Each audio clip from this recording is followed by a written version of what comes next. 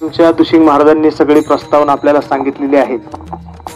दिवसेंदिवस नाही अनेक वर्षांपासून आपण झोपलेलो आहोत म्हणून खऱ्या अर्थाने ही बांडगुळ आपल्या विरोधात बोलतायत, काही बोलतायत। त्याच्यामुळे इथून पुढे प्रशासनाला आमची विनंती आहे, तुमच्याच्याने होत असेल तर सांगा, नाही तर आमच्या वारकऱ्यांच्या हातात दांडे आहेत, दांड्याला पताका सुद्धा आहे।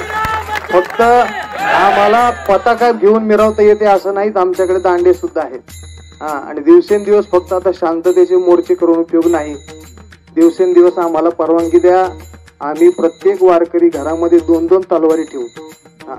कारण की दिवसेंदिवस ही प्रकार अनेक वाढत चाललेले आहेत। अनेक मंडळी आपल्या धर्माविषयी अनेक प्रकारे बोलत आहेत। पूजनीय रामगिरी महाराजांनी फक्त सत्य इतिहास सांगितला।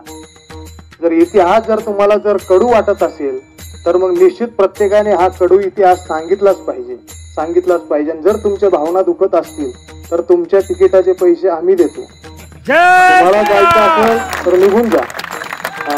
म्हणून पूजनीय रामगिरीजी महाराज बोलले ते योग्य बोललेले आहेत, तो इतिहास आहे। आणि जर इतिहास तुम्हाला पटत नसेल तर मग त्याच्यात आमची काही चुकी नाही, तुमच्या भावना दुखवण्याचं काही कारण नाही। पूजनीय रामगिरीजी महाराज जे बोलले ते योग्यच बोललेले आहेत। त्यांचं सर्व वारकरी संप्रदाय, सर्व महिपती महाराजांचा वारकरी, सर्व मंडळी महाराजांच्या पाठीशी उभे आहेत आणि ते आपलं आद्य कर्तव्य आहे। धन्यवाद। रामकृष्ण हरी।